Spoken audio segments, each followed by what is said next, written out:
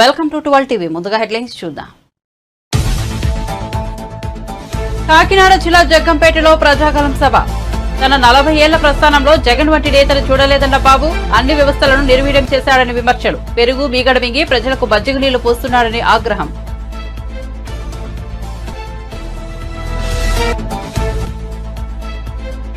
ఆదిలాబాద్ లో కాంగ్రెస్ జనజాతర సభ. త్వరలో రైతులకు 2 లక్షల రుణమాఫీ చేయబోతున్నామన్న రేవంత్ రెడ్డి. 5 గ్యారంటీలను అమలు చేశాం, మిగతా హామీలను కూడా అమలు చేస్తామన్న సీఎం.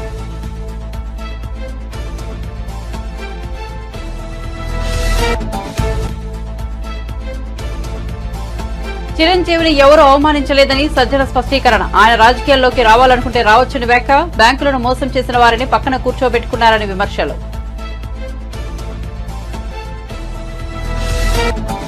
ఆగస్టు 15లోగా రుణమాఫీ చేయకుంటే రాజీనామా చేస్తావా అని సీఎం రేవంత్ రెడ్డికి హరీష్ రావు సవాల్. రైతు బంధు పూర్తిగా వేయలేదు కానీ రుణమాఫీ చేస్తారని చెబుతున్నారని ఎద్దేవా. కాంగ్రెస్ పార్టీని ఓడించేందుకు 100 కారణాలు ఉన్నాయన్న హరీష్ రావు.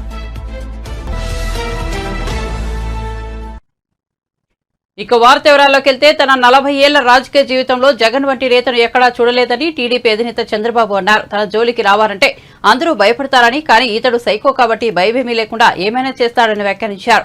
జగన్ పాలనలో తాను కూడా బాధ్యుడేనని చంద్రబాబు పేర్కొన్నారు. చంద్రబాబు కాకినాడ జిల్లా జగ్గంపేటలో ప్రజాగలం సభకు హాజరయ్యారు. ఈ సందర్భంగా ఆయన ప్రసంగిస్తూ జగన్ చేసేదంతా విధ్వంసమేనని విమర్శించారు. ప్రజావేదిక కూల్చివేతతో మొదలుపెట్టి రాష్ట్రంలో ఏ వ్యవస్థను వదిలిపెట్టకుండా నిర్వీర్యం చేశారని మండిపడ్డారు. ఇంకో పక్క దోపిడీ. ఈ 3 విధానాలే జీవితాశయంగా పెట్టుకొని పనిచేస్తున్నాడు. అతన్ని చూస్తే అహంకారం నెత్తికెక్కింది. ఆయనే శాశ్వతం అనుకుంటున్నాడు, దేవుని కంటే గొప్పోడు అనుకుంటున్నాడు. మనమందరం కూడా ఎందుకు పనికిరానాలో అనుకునే పరిస్థితికి వచ్చాడు. మనలందరినీ బానిసలు అనుకుంటున్నాడు. అసలే కోతికి కళ్ళు తాగింది, ముళ్ళు కొట్టింది. ఆ పరిస్థితిలో ఈ జగన్ ఉన్నాడని మీకు అందరికీ తెలియజేసి అవునా కాదా? ఇంకొక పక్క సొంత పార్టీ ఎమ్మెల్యేలను 5 ఏళ్లు ఎవరిని గెలవాల. మా తమ్ముడు చెప్పినట్టు అహంకారానికి తోడు సైకో కూడా. ఇంకేమైనా ఇబ్బంది ఉంది తమ్ముళ్ళు? ఏం చేస్తాడో తెలియదు. ఆ రాయితో మనల్ని కొడతాడు, వాళ్ళ చెల్లెళ్ళు కొడతాడు, వాళ్ళ తల్లిని కొడతాడు. కడాను ఫైనల్గా అతనే కొట్టుకునే పరిస్థితికి వస్తాడు. అది పిచ్చితనం. ఇంకో పక్క నేను అడుగుతున్నా మిమ్మల్ని, ఈరోజు మనందరం కూడా 5 ఏళ్లుగా మీరు ఒకసారి చూస్తే కొంతమంది వ్యక్తుల్లో సమాజంలో చాలా గౌరవం ఉంటుంది. ఈరోజు చిరంజీవి గారు ఉన్నారు, సినిమా యాక్టర్, పవన్ కళ్యాణ్ గారి సోదరుడు. ఒకప్పుడు ప్రజారాజ్యం పార్టీ పెట్టిన వ్యక్తి. సమాజంలో ఆయనకు గౌరవం ఉందా లేదా అని మిమ్మల్ని అడుగుతున్నా. ఆయనైతే గవర్నమెంట్ ఆఫ్ ఇండియా పిలిచి ఆయనకు పద్మవిభూషణ్ అవార్డు ఇచ్చారు. దేశంలోనే గౌరవించిన వ్యక్తి చిరంజీవి గారు అని చెప్పి నేను మీకు తెలియజేస్తున్నా. ఇంకో పక్క రాజమౌళి ఉన్నాడు. రాజమౌళి అయితే బాహుబలి సినిమా తీసి ప్రపంచానికే చాటిన వ్యక్తి. పక్కనే ప్రభాస్, బాహుబలి ప్రభాస్ కూడా. వీళ్ళందరినీ, సినిమా వాళ్ళందరినీ పిలిపించి ఒకప్పుడు నేను ఎంత గౌరవించానో చూసారా తమ్ముళ్ళు అని అడుగుతున్నా. ఇంటికి పిలిపించి అగౌరవంగా ప్రవర్తించి వాళ్ళు అవమానించిన నీచుడు ఈ జగన్మోహన్ రెడ్డి. అవునా కాదా అని మిమ్మల్ని అడుగుతున్నా. ఈరోజు మీరు ఒకసారి చూడండి, నిన్న మొన్న ఆయన పొగిడితే మనం అందరం సరెండర్ అయిపోతే మనం గొప్ప నాయకులం. కడాన సజ్జల లాంటి బ్రోకర్, పనికిరాని వ్యక్తి, ఎప్పుడూ ఎమ్మెల్యే కాని వ్యక్తి, సాక్షి ఆఫీసులో గుమస్తాగా పనిచేసిన వ్యక్తి చిరంజీవిని గురించి విమర్శించే పరిస్థితికి వచ్చాడంటే ఏం తమ్ముళ్ళు మీకు రోషం రాదా అని అడుగుతున్నా. ఇది న్యాయమా అని మిమ్మల్ని అడుగుతున్నా. అందుకనే మీకు ఒక్కసారి గుర్తుపెట్టుకోవాలి, వీళ్లకు బలుపు ఎక్కువైంది. బలుపు తగ్గించే శాస్త్రం మీ అందరి దగ్గర ఉంది తమ్ముళ్ళు. ఆ విషయం మీరు గుర్తుపెట్టుకోండి. ఎంత అహంకారం అంటే దళితుడిని చంపి డోర్ డెలివరీ చేసిన దుర్మార్గులు ఈ వైఎస్ఆర్ కాంగ్రెస్ నాయకులు. ఇంకొక పక్క నిన్న కూడా చూశారు. ఏపీ ప్రభుత్వ సలహాదారు సజ్జల రామకృష్ణారెడ్డి తాడేపల్లిలో మీడియా సమావేశం నిర్వహించారు. ఈ సందర్భంగా ఆయన మెగాస్టార్ చిరంజీవి అంశంపై స్పందించారు. చిరంజీవిని ఎవరూ అవమానించలేదని స్పష్టం చేశారు. ఆయన రాజకీయాల్లోకి రావాలనుకుంటే ఎవరూ అభ్యంతర పెట్టరని స్పష్టం చేశారు. చిరంజీవి గొప్ప సినిమా స్టార్ అని, కానీ ఆయన బ్యాంకులను మోసం చేసిన వారిని పక్కన కూర్చోబెట్టుకుని మాట్లాడుతున్నారని సజ్జల పేర్కొన్నారు. చెడు ఆలోచనలు చేసే వారి గురించి చిరంజీవి మాట్లాడడం ఆశ్చర్యం కలిగించిందన్నారు. ఆయనకి జగన్మోహన్ రెడ్డి గారి కేసు ఆయన ఎక్స్ప్లెయిన్ చేస్తాడు. నీది చెప్పు బాబు అని అడిగితే ఆయన చెప్పలేకున్నాడు.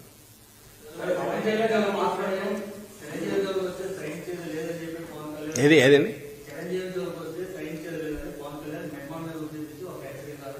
అది నాకు నవ్వు వచ్చింది. నిన్న మీరు ఎవరన్నా వింటే నేనేమన్నా, ఎవరన్నా నన్ను వచ్చి చిరంజీవి గారు ఇట్లా అన్నారంటే శుభం మంచిది అన్నా. నేనేమన్నా శుభం మంచిది. ఇప్పుడు ఉన్న వాళ్ళకి తోడు ఇంకొకరు ఆయన కానీ ఇంకొకరు కానీ జాయిన్ అయినా నష్టం లేదు. మాకు కావాల్సిన పిక్చర్ క్లారిటీ మరింత వస్తుంది, కన్ఫ్యూజన్ ఉండదు. మా వరకు మేము కాన్ఫిడెంట్గా ఒకరం ఉన్నాము. అటువైపు ఇట్లాంటి రకరకాల ఆలోచనలు ఉండే వాళ్ళను ఫిగరేటివ్గా నేను పోల్చిన. దుష్ట ఆలోచనలు ఉండే వాళ్లతో వీళ్ళందరూ చేరుతున్నారు కాబట్టి చంద్రబాబు నాయుడు లాంటి వాడితో ఎందుకు ఆయన దుష్ట ఆలోచనలు, ఆయనకున్న కుట్ర బుద్ధి లేదా ఆయన గత చరిత్ర వీటి గురించి నేను పోతే అది గంటలు గంటలు పోతుంది, దానికి పోవట్లేదు, అది అందరికీ తెలుసు. నేను ఇంతకుముందు అన్నదంతా కూడా ఉంది. ఆయనకు అధికారంలోకి రావడం తప్ప అది పవన్ కళ్యాణ్ బాధ్యత, చిరంజీవి బాధ్యత, మోడీ బాధ్యత, పురంధేశ్వరి బాధ్యత అని ఆయన అనుకుంటుంటాడు. ఇట్లా అనుకున్నట్టే అన్నాడు. ఆయన కూడా దాంట్లో చేరినాడు, మంచిది. వేరే మేము ప్రజలు మాతో ఉంటేనే మేము అధికారంలోకి రాగలం కాబట్టి ప్రజలతో ఎట్లా ఉంచుకోవాలని మేము ఆలోచిస్తున్నాం జగన్మోహన్ రెడ్డి గారు. అలాంటి దుర్మార్గపు ఆలోచనలో ఉండే వాళ్ళందరినీ పంచతంత్రంలో క్యారెక్టర్స్లో ఇవన్నీ ఉంటాయి. రకరకాల గుంటనక్కలు, తోడేళ్లు, ఇవన్నీ. వీళ్ళందరూ గుంటనక్కలని నేను గుంటనక్కలు అన్నట్ల స్వభావ రీత్యా అలాంటి వాళ్ళందరూ ఒక దగ్గర అంటే చంద్రబాబు నాయుడు గారు అలాంటి వాళ్ళందరినీ చేర్చుకుంటున్నారు. వాళ్ళు కూడా ఆ స్వభావం ఉండే వాళ్ళతో చేరి వాళ్ళు కూడా ఆ రకంగానే అవుతున్నారు అనే ఉద్దేశంతో నేను ఎవరిని అవమానించాలని అన్నా. ముందు అన్నది కరెక్ట్. చిరంజీవి గారు ఆయన వ్యక్తిగా, ఇప్పుడు ఆయన వ్యక్తి మాత్రమే, మంచి సినిమా స్టారు, మధ్యలో రాజకీయాల్లో ఉన్నారు. ఇప్పుడు కాదని ఆయన డిక్లేర్ చేశారు. పెద్ద మనిషి, రాష్ట్రంలో అందరూ గౌరవించేవాడు అనుకుంటే ఆయన అభిప్రాయం మేరకు ఈసారి కూటమి రావాలని ఉంది. కూటమి అనగానే ఏమేమి వస్తాయి? ఇవన్నీ 1, 2, 3, 4 వస్తాయి. పోనీ ఆయన ఎవరిని కూర్చోబెట్టుకుని చెప్పారా పక్కనంటే ఎత్తిపోయి దివాలా తీసి ఇదైపోయి బ్యాంకులు మోసం చేసిన వ్యక్తి ఆయన సపోర్ట్ చేస్తూ మాట్లాడారు. ఇలాంటి వాళ్ళందరూ ఒక దగ్గర చేరినప్పుడు ఏమనాలో ఆయనే చెప్పనండి, పవన్ కళ్యాణ్ గారిని ఆయనే చెప్పాలి దానికి ఎక్స్ప్లెనేషన్. అంతే తప్ప దానికి మీ మొహాల అద్దంలో చూసుకోండి మీరు ఎవరు చెప్పలేదు, మేము అందగాళ్ళమని చెప్పినామా? ఆయన సినిమా స్టార్, సూపర్ స్టారే, కాదని ఎవరన్నారు? అదే కదా ఆయన బతికించేది. ఈరోజు చంద్రబాబు నాయుడు డిపెండ్ అయింది. అది కాకపోతే పవన్ కళ్యాణ్ దగ్గరికి రానిచ్చేవాడా? లేదా ఆయన కావాల్సిన తీర్చి అంత ఆ డిమాండ్ తీర్చి ఆయన నెత్తిన పెట్టుకుని ఎందుకు ఊరేగుతున్నాడు చంద్రబాబు? ఉంది కాబట్టే పవన్ కళ్యాణ్ గారు మీరు రాజకీయాలకు నిజంగా రావాలనుకుంటే ఇది కాదు పద్ధతి. మీకంటే ఒక 2 ఏళ్ల ముందు మొదలు పెట్టిండొచ్చు. మన జగన్మోహన్ రెడ్డి గారు ప్రూవ్ చేసుకున్నారు. This is the way. మీకు బేస్ ఉంది, కోర్ ఉంది. దాని మీద మీరు అప్పటి నుంచి మొదలుపెట్టి పార్టీ నిర్మించి ఉంటే బాగానే ఉండేది. ఒక రాజకీయ పార్టీ అంటే ఏం కావాలి? రాష్ట్రంలో ప్రతి చోట దానికి సంబంధించిన ఇన్ఛార్జీలు కావాలి, స్ట్రక్చర్ కావాలి, ఇవి పెట్టుకోవాలి. అవన్నీ పెడితే చంద్రబాబుకి ఎట్లా ఉపయోగపడతాడు? కాబట్టి చంద్రబాబు నాయుడుకి అది ఇష్టం లేదు. అందుకని ఆయన నువ్వు ఇంతవరకు నమ్మన్నాడు. ఆయన ఆగాడు. దాని గురించి అన్నాము. ఆయన ఉండేది చంద్రబాబు నాయుడు కోసం ఉన్నట్టుంది అన్నాం. అందులో తప్పేముంది? సో ఇందులో ఎవరిని అవమానించడానికల్లా మన వ్యవహార శైలిని బట్టే అవతల వాళ్ళు ఎవరన్నా కామెంట్స్. ఎన్నికల అఫిడవిట్ లో పేర్కొన్న అప్పులపై ఏపీపీసీసీ అధ్యక్షులు వైఎస్ షర్మిల ఆసక్తికర వ్యాఖ్యలు చేశారు. ఆస్తిలో వాటా పొందే హక్కు ఆడబిడ్డకు ఉంటుందని, చెల్లెళ్లకు కొసరు ఇచ్చి అది కూడా అప్పు ఇచ్చినట్లు కొందరు చూపిస్తారని విమర్శించారు. వివేకానందరెడ్డి గారి హత్య విషయంలో సిబిఐ ఏదైతే చెప్తుందో ఆ విషయాలు మాత్రమే రాజశేఖర రెడ్డి గారి బిడ్డ అయినా, హత్య చేయబడిన వివేకానందరెడ్డి గారి బిడ్డ అయినా మాట్లాడుతున్నది. సిబిఐ చెప్పకపోతే మాకు కూడా తెలియలేదు. సిబిఐ సుదీర్ఘ కాలం పాటు విచారణ చేసింది. ఇదంతా జరిగిన తర్వాత ఇప్పుడు సిబిఐ చెప్పిన విషయము అవినాష్ రెడ్డిని అక్యూజ్డ్గా చేర్చింది సిబిఐ. మేమేదో ఎవరి క్యారెక్టరో అసాసినేట్ చేయడానికో, లేకపోతే ఎవరినో డిఫేమ్ చేయడానికో, ఎవరినో ఓడించడానికో, రాజకీయాల కోసమో ఇది చేయటం లేదు. కేవలం వివేకానంద రెడ్డి గారి ఆత్మకు ఈ రోజుటి వరకు న్యాయం జరగలేదు, శాంతి జరగలేదు కాబట్టే ఈరోజు ఇంతగా రాజశేఖర రెడ్డి బిడ్డ అయినా వివేకానంద రెడ్డి గారి బిడ్డ అయినా ఇంతగా నిలబడి కొట్లాడుతున్నాము అంటే ప్రజావేదికలో ప్రజా కోర్టులో ఈరోజు న్యాయం తెచ్చుకునే అవకాశం ఉంది కాబట్టి అడుగుతున్నాం.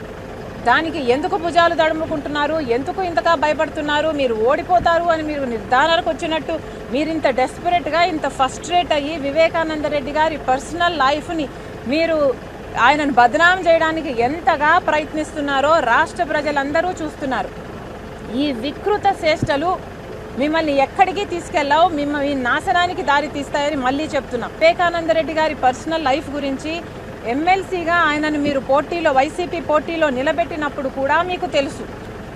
అప్పుడు అడ్డురాని పర్సనల్ లైఫ్, అప్పుడు మీకు అభ్యంతరం లేని పర్సనల్ లైఫ్, ఇప్పుడు ఎలక్షన్లు వచ్చాయి, రాజశేఖర రెడ్డి బిడ్డ వివేకానంద రెడ్డి బిడ్డ ఆయన న్యాయం కోసం తిరుగుతున్నారు అని ఇప్పుడు మీరు ఇంత భయంకరంగా ఆయనను బద్నాం చేయడానికి చూడడము అన్నది దారుణం.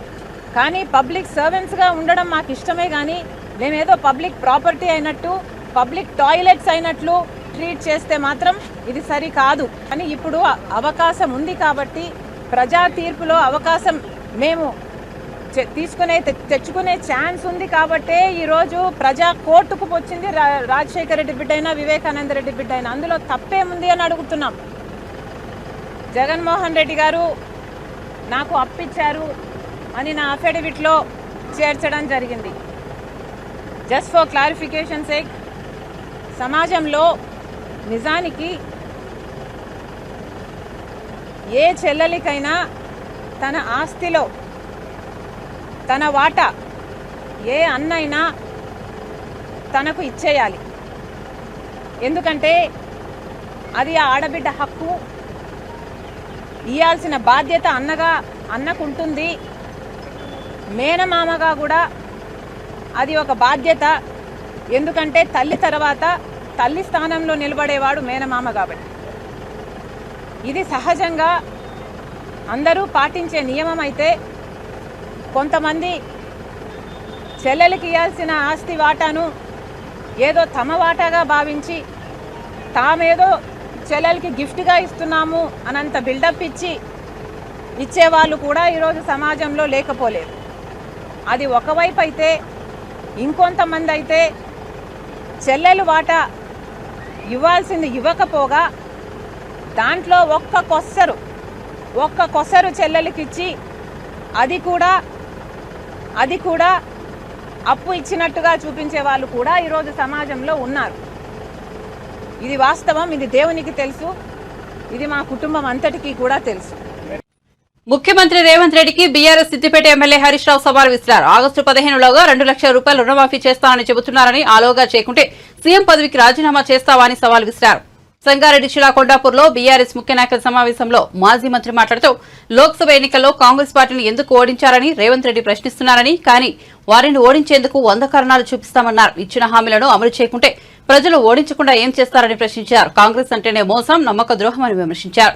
రేవంత్ రెడ్డి సంస్కారం లేకుండా మాట్లాడుతున్నారని ఆగ్రహం వ్యక్తం చేశారు. మీరిచ్చిన గ్యారంటీలనే మీకు భస్మాసురహస్తం అవుతాయని హెచ్చరించారు. కాంగ్రెస్ అంటే కరెంటు కోతలని ఎద్దేవా చేశారు.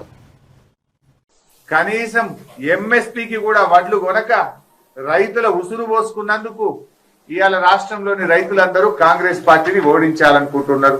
6 గ్యారంటీల్లో మొదటి హామీ మహాలక్ష్మి పథకం. మహాలక్ష్మి పథకం కింద రాష్ట్రంలోని 1,42,00,000 మంది మహిళలకు 2,500 రూపాయలు ఇస్తానని నమ్మించి మోసం చేసినందుకు మిమ్మల్ని ఓడించాల్సిన అవసరం ఉంది. కళ్యాణ లక్ష్మి పథకం కింద 1,00,000 రూపాయలతో పాటు తులం బంగారం ఇస్తానని మహిళల్ని మోసం చేసినందుకు ఇవాళ మిమ్మల్ని ఓడించాల్సిన అవసరం ఉంది.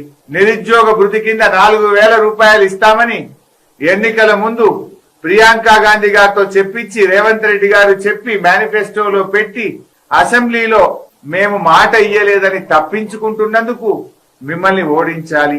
2,000 పెన్షన్ ను 4,000 రూపాయలకు పెంచుతామని అవ్వా తాతలను అక్కా చెల్లెలను ఊరించి ఓట్లేసుకొని అవ్వా తాతలకు ఎగనామం పెట్టి అక్కా చెల్లెలను మోసం చేసినందుకు ఇవాళ కాంగ్రెస్ పార్టీని ఓడించాలి. కరెంటు కోతలు మళ్లీ తెచ్చి రైతుల మోటార్లు గాలి అప్పుల పాలయ్యేందుకు కారణమైనందుకు కాంగ్రెస్ పార్టీని ఓడించాలి. పంటలు ఎండుతున్నా సాగునీరు ఇవ్వలేక రైతుల ఉసురు పోసుకున్నందుకు, పంటలు ఎండబెట్టినందుకు మిమ్మల్ని ఓడించాలి. మళ్లీ మంచినీళ్ల కష్టాలు తెచ్చి అక్క చెల్లెలను ఖాళీ బిందెలతో ఇవాళ నీళ్లు మోసుకురావడానికి కారణమై ఖమ్మంలో 2 రోజులకోసారి నల్లా, కరీంనగర్ లో దినం తప్పించి దినం నల్లా, జైరాబాద్ లో 2 రోజులకొకసారి నల్లా మంచినీళ్లు సరిగా ఇవ్వకుండా అక్క చెల్లెల ఉసురు పోసుకుంటున్నందుకు కాంగ్రెస్ పార్టీని ఓడించాలి. అకాల వర్షాలు పడి వడగళ్ల వానతో పంటలు నష్టపోయిన రైతులను నష్టపరిహారం ఇవ్వకుండా రైతులను నిర్లక్ష్యం చేసినందుకు కాంగ్రెస్ పార్టీని ఓడించాలి.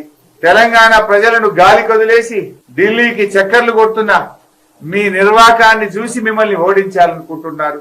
ప్రభుత్వ ఉద్యోగులకు అధికారంలోకి రాగానే 3 డిఏలు ఇస్తామని మాట ఇచ్చి మేనిఫెస్టోలో పెట్టి ఉపాధ్యాయ ఉద్యోగులను మోసం చేసినందుకు మిమ్మల్ని ఓడించాలి. ఆర్టీసీ ఉద్యోగులను మేము రాగానే ప్రభుత్వంలో విలీనం చేస్తామని చెప్పి నాటి బీఆర్ఎస్ ప్రభుత్వం ఇచ్చిన జీవోను అమలు చేయకుండా ఆర్టీసీ కార్మికుల ఉసురు పోసుకుంటున్నందుకు మిమ్మల్ని ఓడించాలి. జిల్లాల సంఖ్య తగ్గిస్తామని చెప్పి కమిషన్ ను ఏర్పాటు చేస్తా అని మా ఉన్న జిల్లాలను ఊడగొడుతా అని చెప్పినందుకు మిమ్మల్ని ఓడించాలి. ప్రభుత్వ దవాఖానాల్లో డెలివరీలు తగ్గినాయి, కేసీఆర్ కిట్లు బంద్ చేసి గర్భిణీ స్త్రీల ఉసురు పోసుకుంటున్నందుకు మిమ్మల్ని ఓడించాలి. రెసిడెన్షియల్ స్కూళ్లలో, ప్రభుత్వ హాస్టళ్లలో దళిత పిల్లలు ఆత్మహత్య చేసుకుంటున్నారు. ప్రతిరోజు ఫుడ్ పాయిజన్ తో, వాంతులు విరేచనాలతోని దవాఖానాల పాలైతున్నందుకు SC, ST, BC, minority residential స్కూళ్లను నిర్లక్ష్యం చేసి పేద పిల్లల ఉసురు పోసుకుంటున్నందుకు మిమ్మల్ని ఓడించాలి. మీ హయాములో రోజు రోజుకు పెరుగుతున్న రైతు ఆత్మహత్యలు, పెరుగుతున్న ఆటో కార్మికుల ఆత్మహత్యలు, చనిపోయిన రైతులను గాని ఆటో కార్మికులను గాని ఒక్కనాడు పరామర్శించినందుకు, కనీసం పట్టించుకోనందుకు, పెరుగుతున్న రైతు ఆత్మహత్యలకు నిరసనగా ఆటో కార్మికుల జీవితాలను రోడ్డు మీదకి తెచ్చినందుకు నిన్ను, నీ ప్రభుత్వాన్ని ఓడించాలి. ప్రజా పాలన అని చెప్పి ప్రతిరోజు ప్రజల్ని కలుస్తా అని చెప్పి గద్దెనెక్కిన తర్వాత ఒక్కనాడు ప్రజల్ని కలిసినవు, మళ్ళా తెల్లారికెళ్ళి ప్రజల్ని కలిసిన పాపాన పోలేదు. నీ పార్టీ నాయకులు వి హనుమంతరావు, మోతుకుపల్లి నరసింహులే 15 రోజులైనా మా ముఖ్యమంత్రి అపాయింట్మెంట్ ఇస్తలేడు, మమ్మల్ని కలుస్తలేడు అని చెప్తున్నారు. అంటే ప్రజా పాలనను గాలి కొదిలేసి ముఖ్యమంత్రి అయిన తర్వాత ప్రతిరోజు ప్రజల్ని కలుస్తా అని మాట తప్పినందుకు నిన్ను ఓడించాల్సినటువంటి అవసరం ఉంది. మెడల పేగులు వేసుకుంటా, మానవ బాంబులవుతా, లాగుల తొండలిడిస్తా, నీ కనుగుడ్లతో గోటీలాడుతా, బట్టలు ఉడదీసి ఉరికిచ్చి కొడతా, నీ డ్రాయర్ ఉడవిక్తా అని చిల్లర మాటలు మాట్లాడి ముఖ్యమంత్రి పదవి యొక్క స్థాయిని తగ్గించినందుకు, నోటికొచ్చినట్టు మాట్లాడుతూ ఈ రాష్ట్ర గౌరవాన్ని తగ్గిస్తున్నందుకు నిన్ను ఓడించాలి. ఇట్లా చెప్పుకుంటూ పోతే 100 కారణాలు ఉన్నాయి రేవంత్ రెడ్డి గారు. నిన్ను ఎందుకు ఓడించాలని చెప్పడానికి కొన్ని 100 కారణాలు ఉన్నాయి. జనసేన అధినేత పవన్ కళ్యాణ్ కు పిచ్చి బాగా ముదిరినట్లు కనిపిస్తోందని వైఎస్ఆర్సీపీ ఎమ్మెల్యే గ్రంథి శ్రీనివాస్ అన్నారు. పవన్ వాడుతున్న భాష రెచ్చిపోవడం పిచ్చికి సంబంధించిన లక్షణమని ఎద్దేవా చేశారు. భీమవరం సభలో పవన్ వ్యాఖ్యలకు సోమవారం ప్రెస్ మీట్ లో గ్రంథి కౌంటర్ ఇచ్చారు. చూస్తుంటే పిచ్చి బాగా ముదిరినట్టుగా కనిపిస్తుంది.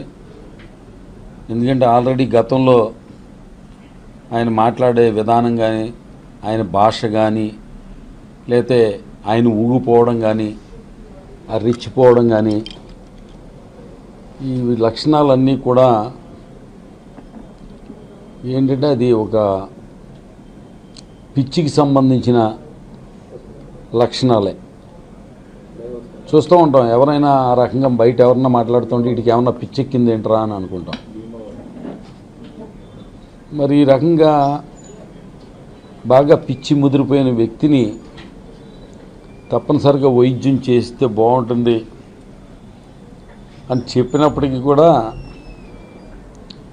మరి పవన్ కళ్యాణ్ గారు ఎవరి మాట వింటున్నాడో లేదో తెలీదు, లేకపోతే ఆయనకి చూపించారో లేదో తెలీదు. ముఖ్యంగా వాళ్ళ అన్నగారు చిరంజీవి గారు కూడా నా తమ్ముడి పక్షాన్నే నిలబడతాను అని చెప్పి నిన్న మొన్న స్టేట్మెంట్లు కూడా చూసాం. చిరంజీవి గారికి ప్రత్యేకంగా ఆ కుటుంబ పెద్దగా, ఆయన అన్నగా విజ్ఞప్తి చేస్తున్నా. సార్, రాజకీయాలు ఎన్నికల్లో పోటీ చేసినప్పుడు సపోర్ట్ చేయడము ఇవన్నీ కాదు. దయవించి మీరు మీ సోదరుడు మానసిక ఆరోగ్య స్థితి గురించి పట్టించుకుని హాస్పిటల్లో చూపించి కొంతకాలం సభ్య సమాజంలోకి రాకుండా ఆపితే గనక చాలా బాగుంటుందని చెప్పి ఆయనకి సూచన చేస్తున్నా. ఎందుకంటే భీమవరం వచ్చిన తర్వాత ఆయన మాట్లాడిన భాష జగన్మోహన్ రెడ్డి గారి గురించి, ముఖ్యమంత్రి గారి గురించి బ్లేడ్ బ్యాచ్ అని లేదా కడప బాంబులని, మీరు రండి దమ్ముంటే ఏ సెంటర్ ఇస్తావో సెంటర్కి నేను ఒక్కడనే వస్తాను సింగిల్గా అని నాకు సవాల్ చేయడం, నన్ను ఒక రౌడీగా పోల్చడం, ఇవన్నీ చాలా విచిత్రమైన ఆయన మానసిక స్థితిని తెలియజేస్తున్నాయి. ఎందుకంటే మేమంతా బాగానే ఉన్నాం మామూలుగా, ఆయన వచ్చి కడప నుంచి బాంబులు తెచ్చుకుంటావా, నీ బ్లేడ్ బ్యాచ్ని తెచ్చుకుంటావా, ఏ సెంటర్ ఇస్తావో, ఏ సెంటర్కి రమ్మంటావు, అలాగే జగన్మోహన్ రెడ్డి గారు రౌడీ నేను రౌడీ అన్నట్టుగా మాట్లాడుతుంటే అసలు ఇక్కడ ఈ భాషను బట్టి చూస్తుంటే ప్రజలకి స్పష్టంగా అర్థమవుతుంది రౌడీ బ్యాచ్, రౌడీ ఎవరు అన్నది.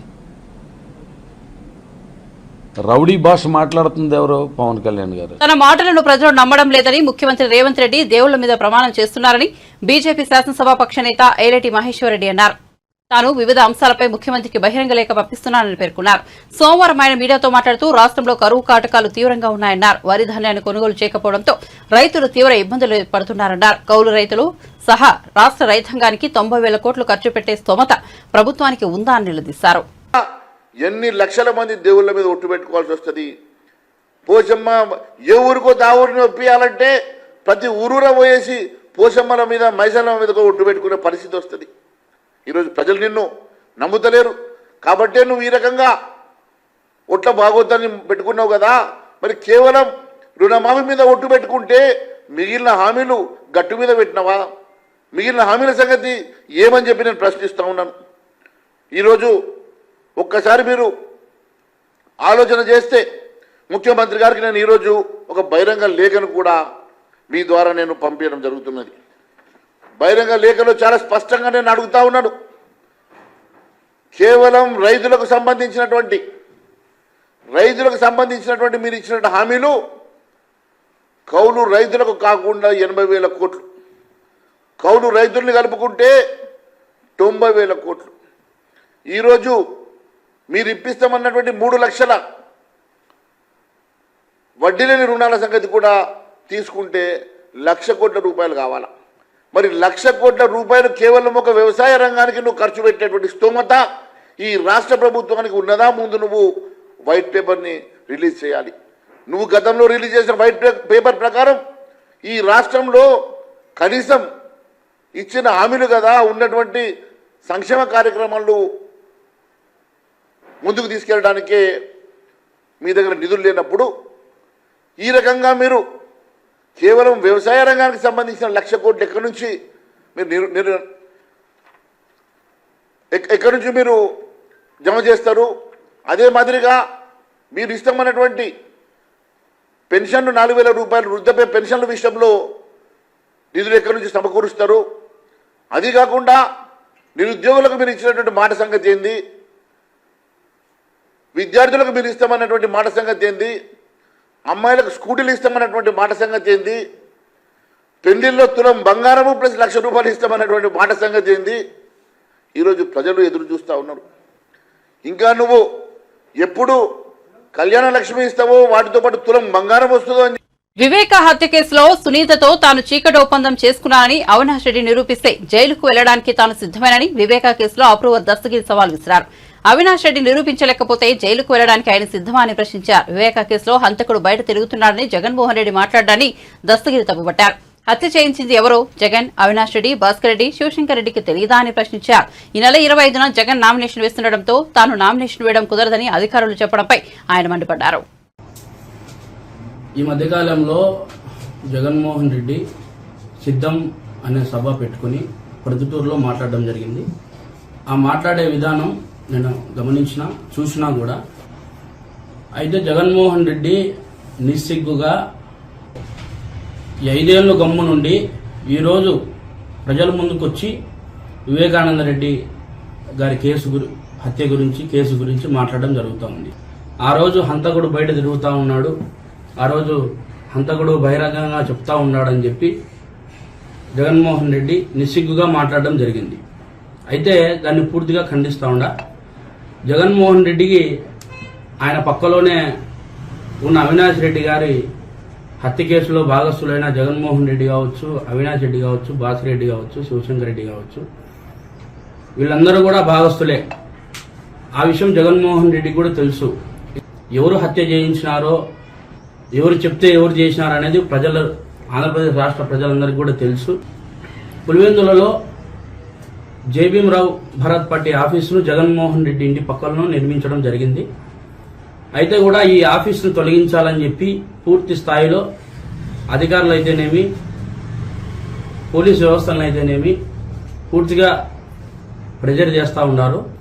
అయితే దానికి పర్మిషన్ తీసుకోవాలా కదా అని చెప్పి వాళ్ళు ఒక అడ్డుకట్ట వేయడం జరిగింది.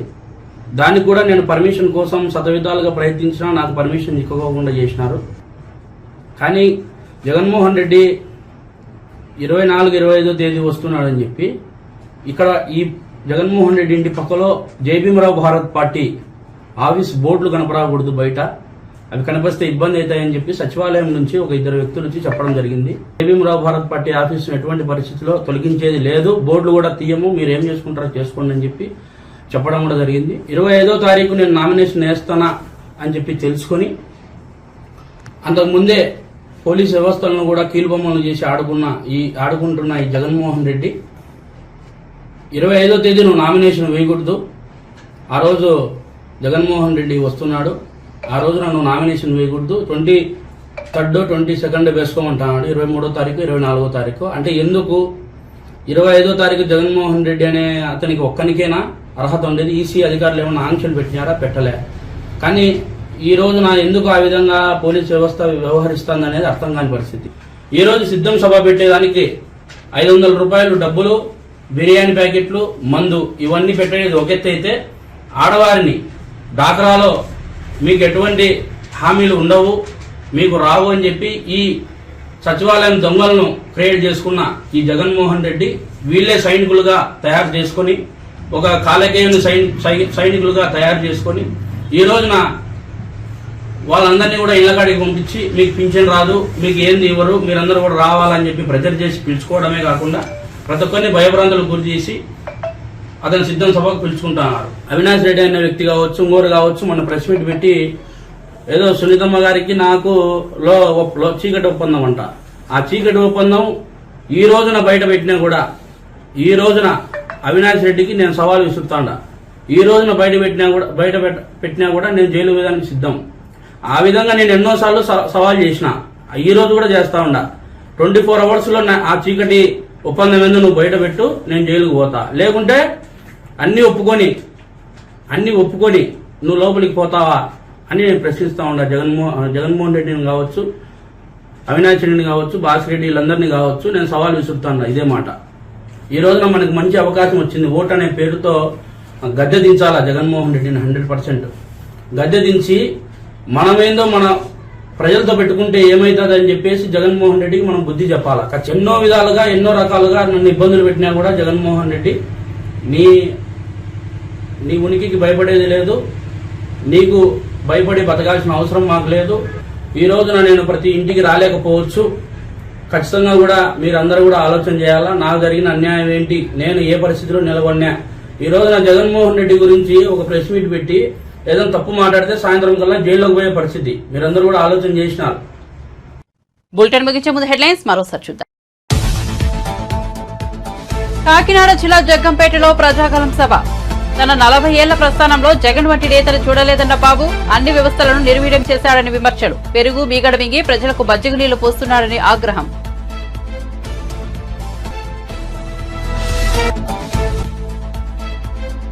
ఆదిలాబాద్ లో కాంగ్రెస్ జనజాతర సభ. త్వరలో రైతులకు 2 లక్షల రుణమాఫీ చేయబోతున్నామన్న రేవంత్ రెడ్డి. 5 గ్యారంటీలను అమలు చేశాం, మిగతా హామీలను కూడా అమలు చేస్తామన్న సీఎం.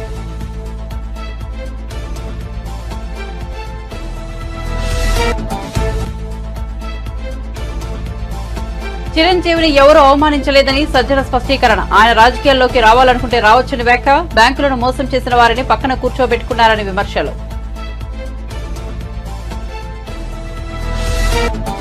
ఆగస్టు 15లోగా రుణమాఫీ చేయకుంటే రాజీనామా చేస్తావా అని సీఎం రేవంత్ రెడ్డికి హరీష్ రావు సవాల్. రైతు బంధు పూర్తిగా వేయలేదు కానీ రుణమాఫీ చేస్తారని చెబుతున్నారని ఎద్దేవా. కాంగ్రెస్ పార్టీని ఓడించేందుకు 100 కారణాలు ఉన్నాయన్న హరీష్ రావు. మరిన్ని అప్డేట్స్ కోసం చూస్తూనే ఉండండి 12 టీవీ.